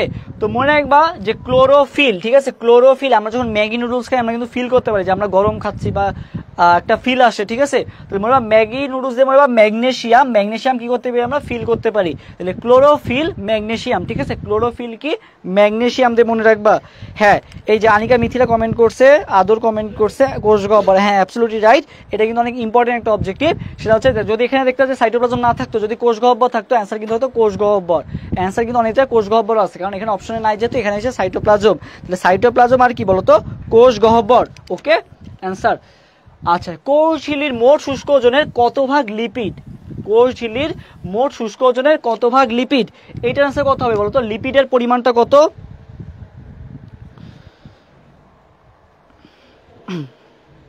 আচ্ছা, তো এক্ষেত্রে মনে রাখবা যে লিপিডের পরিমাণ থাকে, কোষঝিল্লি যেটা আছে এটা কিন্তু মেইনলি লিপিড দিয়েই তৈরি, ফসফোলিপিডের বাইলেয়ার, আমরা যেটা জানি ফসফোলিপিডের বাইলেয়ার দিয়ে তৈরি থাকে। তার মানে এখানে লিপিডের পরিমাণটা অনেক অনেক বেশি থাকে, অলমোস্ট 75%। কত ভাগ, 75%ই থাকে হচ্ছে কি লিপিড থাকে। আমরা কি শুধু লিপিডটা মনে রাখবো, আমরা পাশাপাশি কি মনে রাখবো বলতো, প্রোটিনটাও মনে রাখবো। প্রোটিন কত পার্সেন্ট আছে, প্রোটিনটাও ইম্পর্টেন্ট। প্রোটিন মনে রাখবা হচ্ছে 60 to 80% থাকে হচ্ছে কি বলতো প্রোটিন। প্রোটিন থাকে কত, 60 to 80%, আর 75% কি থাকে, লিপিড থাকে। শ্রেণী বিন্যাসের মৌলিক এককের নাম কি, শ্রেণী বিন্যাসের মৌলিক একক, মৌলিক কথাটা থাকলে শ্রেণী বিন্যাসে যদি বলে মৌলিক একক, এখানে কোন কথাটা আছে, মৌলিক কথাটা আছে, মৌলিক একক বললেই হবে কি বলতো, প্রজাতি। প্রজাতি হচ্ছে মৌলিক একক, হচ্ছে প্রজাতি। আচ্ছা, যদি বলে সার্বজনীন একক কোনটা বা সার্বজনীন স্তর কোনটা, সার্বজনীন স্তর মানে ইউনিভার্সাল, যেটা হচ্ছে একেবারে সর্বোচ্চ, মানে তোমার হচ্ছে একেবারে উপরে থাকে, মানে সবচেয়ে উপরে যেটা থাকে সেটাকে বলা হয় কি তোমার হচ্ছে, মানে সবগুলোকে কভার করতেছে, প্রজাতি গণ বা সবগুলোকে যেটা কভার করতেছে সেটা হচ্ছে সার্বজনীন, মানে সবার মধ্যে কমন আছে, সেটা হচ্ছে কোনটা, সার্বজনীন স্তর। যদি বলে তাহলে মনে রাখবা রাজ্য, রাজ্য হচ্ছে সার্বজনীন স্তর, ঠিক আছে। রাজ্য কি, রাজ্য হচ্ছে সার্বজনীন স্তর। আর মৌলিক একক কোনটা, প্রজাতি। আর যদি বলে সর্বোচ্চ স্তর কোনটা, সর্বোচ্চ স্তর কোনটা একটু কমেন্ট করতো।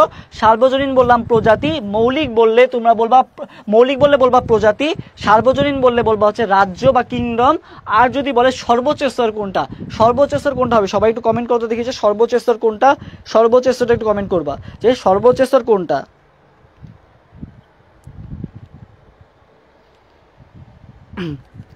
সর্বোচ্চ স্তর, হ্যাঁ পর্ব, সর্বোচ্চ স্তর যদি বলে তাহলে বলবা পর্ব। সার্বজনীন বললে বলবা রাজ্য, সার্বজনীনে জ আছে, রাজ্যেও জ আছে, ঠিক আছে। আর হচ্ছে যদি বলে মৌলিক কোনটা তাহলে বলবা প্রজাতি, আচ্ছা সবাই বলো তো যে শ্রেণীবদ্ধগত এককের নাম কি? শ্রেণীবদ্ধগত এককের নাম যদি আসে তাহলে কোনটা বলবা? শ্রেণীবদ্ধগত একক কোনটাকে বলা হয় বলো তো? শ্রেণীবদ্ধগত একক, হ্যাঁ ট্যাক্সন। আসিয়া বেগম কমেন্ট করছে ট্যাক্সন। হ্যাঁ ট্যাক্সন হচ্ছে, এই যে ট্যাক্সন কি একজন কমেন্ট করছে, ট্যাক্সন হচ্ছে শ্রেণীবদ্ধগত একককে বলা হয় কি ট্যাক্সন। হাইড্রার দেহে নিচের কোনটি কঙ্কাল হিসেবে কাজ করে? কোনটি কঙ্কাল হিসেবে কাজ করে বা কোষীয় কঙ্কাল বলা হয়? আচ্ছা কোনটিকে কি বলা হয় কঙ্কাল হিসেবে কাজ করে? কোনটা কি বলা হয়েছে কঙ্কাল হিসেবে কাজ করে কোনটা? তো আমরা জানি যে কোষীয় কঙ্কাল হিসেবে কে কাজ করে বলো তো? মেসোগ্লিয়া। মেসোগ্লিয়া হচ্ছে কি হিসেবে কাজ করে? কঙ্কাল হিসেবে কাজ করে হচ্ছে মেসোগ্লিয়া। আচ্ছা ঘাস ফড়িং এর সমগ্র দেহে রক্ত প্রবাহ হতে কত টাইম লাগে? রক্ত প্রবাহ হতে কত টাইম লাগে? তো এটা মনে হয় আধা ঘন্টা থেকে 1 ঘন্টা, ঠিক আছে? 30 থেকে 60 মিনিট পেঁচা যেতে পারে, এই জন্য মনে হয় আধা ঘন্টা থেকে 1 ঘন্টা। আধা ঘন্টা মানে কত মিনিট? 30 মিনিট। আর হচ্ছে 1 ঘন্টা মানে কত মিনিট? 60 মিনিট, মানে 30 থেকে 60 মিনিট সময় লাগে। 30 থেকে 60 মিনিট। লালা গ্রন্থি নিঃসৃত পরিপাক রসের নাম কি? লালা গ্রন্থি থেকে যে পরিপাকের রস বের হয়, লালা গ্রন্থিতে আমরা জানি কোনটা থাকে বলো তো? লালা গ্রন্থিতে কোনটা থাকে? 74 নম্বর কোশ্চেন অ্যান্সার দাও। লালা গ্রন্থিতে কোনটা থাকে? আচ্ছা লালা গ্রন্থিতে মনে হয় টায়ালিন থাকে। কোনটা থেকে? আমরা সবাই জানি লালা গ্রন্থিতে কোনটা থাকে? টায়ালিন, যেটাকে কি বলা হয়? স্যালিভারি আলফা অ্যামাইলেজ বলা হয়। টায়ালিনের আরেকটা নাম কি? Salivary alpha amylase. মানুষের ক্ষেত্রে বলতেছি, যেটাকে সক্রিয় করে কোনটা? তোমার হচ্ছে ক্লোরাইড আয়নের মাধ্যমে সক্রিয় হয় আর কি। তো যেটা বললাম যে লালা গ্রন্থি থেকে কোন এনজাইমটা নিঃসৃত হয়? টায়ালিন এনজাইমটা নিঃসৃত হয়। লালা গ্রন্থি থেকে টায়ালিন এনজাইমটা নিঃসৃত হয়। পাশাপাশি আরো একটা ইনফরমেশন দিয়ে রাখি তোমাদের, যদি বলে মানে মানব দেহের ক্ষেত্রে পাকস্থলীতে কি কি এনজাইম থাকে, পাকস্থলীতে কোন কি কি এনজাইম থাকে, তো এটা মনে রাখবা লাল পাজেরো দিয়ে মনে রাখবা। কি দিয়ে মনে রাখতে বলছি? লাল পাজেরো। তো লাল পাজেরোতে কি হলো, মানব দেহের ক্ষেত্রে তোমার পাকস্থলীতে কি কি থাকে এনজাইমগুলো? লাল পাজেরো, লালতে হচ্ছে কি? লালতে হচ্ছে তোমার লালতে হচ্ছে লাইপেজ, ঠিক আছে? লালতে হচ্ছে লাইপেজ। পতে পেপসিন, যতে জিলাটিনে, যা রতে কি বলতো? রেনিন। লাইপেজ, পতে পেপসিন, যতে জিলাটিনে, যা রতে কি বলতো? রেনিন। লাল পাজেরো মনে রাখবা কিসের ক্ষেত্রে? পাকস্থলীর ক্ষেত্রে। পাকস্থলীর মধ্যে কি কি এনজাইম থাকে? লালতে হচ্ছে লাইপেজ, যেটা হচ্ছে লিপিড পরিপাক করে। তারপর হচ্ছে পতে হচ্ছে পেপসিন, তারপর হচ্ছে যতে হচ্ছে জিলাটিন, আর রতে কি বলতো? রেনিন। ঠিক আছে, এইগুলো হচ্ছে সব কিসে থাকে? তোমার হচ্ছে পাকস্থলীতে থাকে। লাল পাজেরো, সবাই একটু লাল পাজেরোটা কমেন্ট করবা, ঠিক আছে? আচ্ছা দেখো, যদি মিনিটে প্রতি গড়ে 75 বার হার্টবিট হয় তবে কার্ডিয়াক চক্রের সময় কত সেকেন্ড? কার্ডিয়াক চক্রের সময় তোমার জানতে চাওয়া হয়েছে। সবাই একটু কমেন্ট করবা লাল পাজেরো, এটা একটু সবাই কমেন্ট করবা।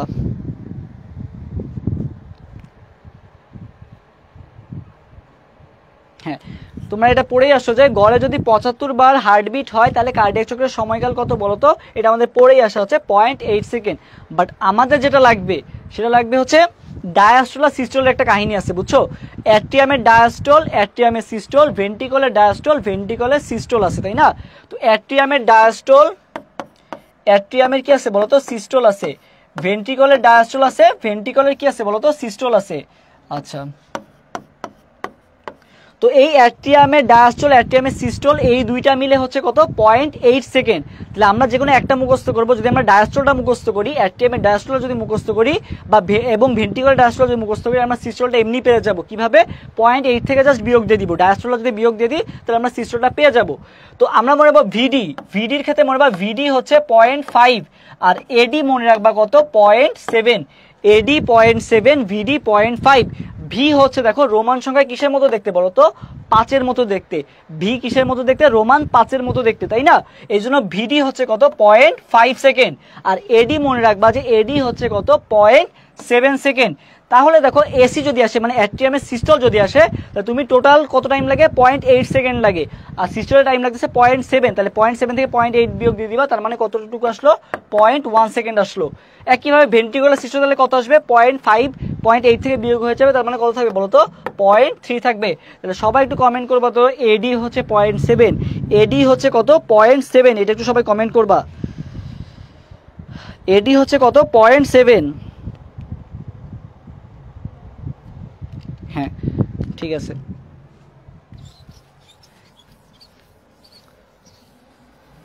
এরপর এটা আমাদের 75 নাম্বারটা শেষ। এরপর দেখো মানব দেহের লোহিত কণিকা ও শ্বেত রক্ত কণিকার অনুপাত কত? লোহিত এবং শ্বেত রক্ত কণিকার অনুপাত কত? তো দেখো লোহিত এবং শ্বেত, তো এইটার কি ইনফরমেশনটা কিন্তু চেঞ্জ হয়েছে। লোহিত রক্ত কণিকা এবং শ্বেত রক্ত কণিকার ইনফরমেশনটা কিন্তু আগে থেকে চেঞ্জ হয়েছে। আগে ছিল 700:1, এখন চেঞ্জ করে কত হয়ে গেছে? 600:1 হয়ে গেছে। আমরা অ্যান্সার দেখাবো কত? বি নাম্বারটা। এরপর দেখো ক্রিয়েটিনিন, ক্রিয়েটিনিনের স্বাভাবিক মাত্রা, ক্রিয়েটিনিনের স্বাভাবিক মাত্রা তোমার জানতে চাওয়া হয়েছে। তো ক্রিয়েটিন কি কাজে লাগে বলো তো? তোমার বৃক্কের অবস্থা, তোমার বৃক্কের রোগ নির্ণয়ে মেইনলি কি, বৃক্কের রোগ নির্ণয় যদি করতে হয় তাহলে আমরা কার মাত্রাটা দেখি? আমরা কিন্তু ক্রিয়েটিনের মাত্রাটা দেখি, যে ক্রিয়েটিনের মাত্রা দ্বারা আমরা বৃক্কের রোগ নির্ণয় তোমার হচ্ছে কি করে বলো তো? রোগ নির্ণয় মানে বৃক্কের যে রোগ নির্ণয় এটা সাহায্য করা হচ্ছে এই ক্রিয়েটিনের মাত্রাটা দেখে, ঠিক আছে? ক্রিয়েটিনের মাত্রাটা দেখে হচ্ছে আমরা কি করি বলো তো? রোগ নির্ণয় নির্দেশক রূপে মেইনলি কাজ করে। তো কত কত মনে রাখবা পুরুষের ক্ষেত্রে, পুরুষের ক্ষেত্রে যদি বলে তাহলে মনে রাখবা 0.6, 0.6 এর ডাবল কত বলো তো? 2 দ্বারা গুণ করে দিবা, তাহলে 0.6 থেকে কত? 1.2। এটা হচ্ছে পুরুষের ক্ষেত্রে হচ্ছে 0.6 থেকে 1.2। আর হচ্ছে মহিলাদের ক্ষেত্রে কত? 0.5 থেকে কত? 1.1। এটা হচ্ছে মহিলাদের ক্ষেত্রে। তাহলে পুরুষের ক্ষেত্রে কত? 0.6 থেকে 1.2, আর মহিলাদের ক্ষেত্রে কত? 0.5 থেকে 1.1 মিলিগ্রাম পার ডিএল। তাহলে অ্যান্সার কোনটা হবে? এটা অ্যান্সার হবে 0.6 থেকে 1.2। আচ্ছা, এরপরে দেখো 78 নাম্বারটা দেখো। 78 নাম্বার কোশ্চেনটা কি বলা হয়েছে? যে ভ্রূণ আবরণীর কোন অংশ ভ্রূণকে শুষ্কতার হাত থেকে রক্ষা করে? কিসের হাত থেকে রক্ষা করে? শুষ্কতার হাত থেকে, ঠিক আছে? শুষ্কতার হাত থেকে রক্ষা করে। এটার আনসার সবাই দাও তো দেখি। 78 আর 80 নাম্বার কোশ্চেনের আনসার সবাই দাও। 78 আর 80 নাম্বার কোশ্চেনের আনসার সবাই একটু দাও। 78 এবং 80 নাম্বার কোশ্চেনের আনসার দাও তো দেখি। 78 এবং 80, 80 ডি, 80 ডি। আচ্ছা আচ্ছা, একজন দেখছে অ্যামনিয়ন। আচ্ছা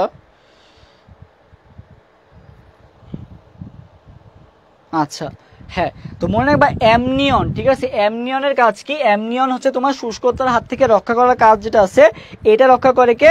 অ্যামনিয়ন, ঠিক আছে? আর কোরিয়ন কি করে? কোরিয়ন হচ্ছে অম্লা গঠনে সাহায্য করে, হচ্ছে কোরিয়ন। অম্লা গঠনে সাহায্য করে হচ্ছে কোরিয়ন, হচ্ছে অম্লা গঠনে সাহায্য করে। অ্যামনিয়ন হচ্ছে শুষ্কতার হাত থেকে রক্ষা করে। আর অ্যালান্টয়েস, অ্যালান্টয়েস যেটা আছে, অ্যালান্টয়েস যেটা আছে এটা হচ্ছে শ্বসনে সাহায্য করে। কিসে সাহায্য করে? শ্বসনে, শ্বসনে আর হচ্ছে রেচনে। এটা আরস দিয়ে মনে রাখবা। কি দিয়ে মনে রাখবা? আরস। আরসে কি হলো? আরসের আতে হচ্ছে অ্যালান্টয়েস, রতে রেচন, আর শতে কি? শ্বসন। তাহলে আরস কি? অ্যালান্টয়েস। অ্যালান্টয়েস কি? তোমার হচ্ছে রেচন এবং শ্বসনে সাহায্য করে। কোনটা? অ্যালান্টয়েসটা। কোরিয়ন মনে রাখবা অম্রা। কোরিয়ন হচ্ছে অম্রা গঠনে সাহায্য করে। কোনটা? কোরিয়নটা, ঠিক আছে? আর হচ্ছে অ্যামনিয়ন, অ্যামনিয়নের কাজটা কি? শুষ্কতার হাত থেকে রক্ষা করে কে? অ্যামনিয়নটা হচ্ছে শুষ্কতার হাত থেকে রক্ষা করে। মানব দেহের কোন অঙ্গ, আচ্ছা সবাই একটু কমেন্ট করবা তো। আরস, আরস এটা একটু সবাই কমেন্ট করবা। আরসটা সবাই একটু কমেন্ট করবা।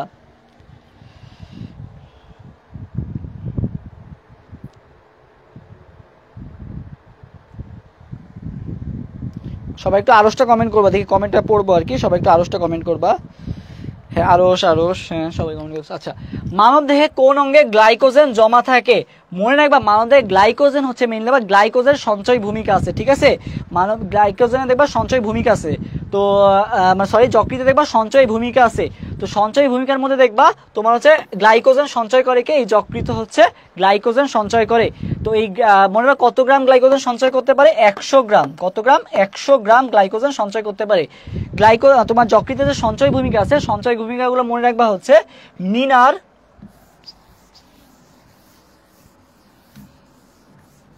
মনে রাখবা মিনার একটা গাভী ছিল, ঠিক আছে? মিনার গাভীর আপিল, মিনার গাভীর আপিল দিয়ে মনে রাখবা। এটা হচ্ছে কি? এটা হচ্ছে তোমার যকৃতের সঞ্চয় ভূমিকা। তো মিনারতে কি? মিনারতে মনে রাখবা মিনারেল সঞ্চয়। মিনারে কি? মিনারেল সঞ্চয়। গতে হচ্ছে গ্লাইকোজেন সঞ্চয়, ভিতে হচ্ছে ভিটামিন সঞ্চয়, রতে হচ্ছে রক্ত সঞ্চয়। গতে গ্লাইকোজেন সঞ্চয়, ভিতে ভিটামিন সঞ্চয়, রতে রক্ত সঞ্চয়। আপিলে হচ্ছে অ্যামিনো অ্যাসিড। আপিল হচ্ছে কি অ্যামিনো অ্যাসিড সঞ্চয়, আর পিতে কি বলতো, পিতে হচ্ছে পিত্তরস উৎপাদন, পিতে কি পিত্তরস উৎপাদন, ঠিক আছে। এগুলো হচ্ছে কি কাজ, যকৃতের সঞ্চয় ভূমিকা। তাহলে কি মনে রাখতে বললাম, মিনার, গাভীর, আপিল, এটা হচ্ছে যকৃতের সঞ্চয় ভূমিকা। মিনারে হচ্ছে মিনারেল সঞ্চয়, গাভীর হচ্ছে গ্লাইকোজেন সঞ্চয়, ভিতে হচ্ছে ভিটামিন সঞ্চয়, রতে রক্ত সঞ্চয়, আর আতে হচ্ছে অ্যামিনো অ্যাসিড সঞ্চয়, আর পিলের পিতে কি বলতো, পিত্তরস উৎপাদন, ঠিক আছে। এটা একটু সবাই কমেন্ট করতো যে মিনার, গাভীর, আপিল, এটা একটু সবাই কমেন্ট করবো যে মিনার, গাভীর, আপিল। হ্যাঁ, এক্সাম শর্ট সিলেবাসেই হবে ইনশাল্লাহ। সবাই একটু কমেন্ট করো যে মিনার, গাভীর, আপিল, এটা একটু সবাই কমেন্ট করো।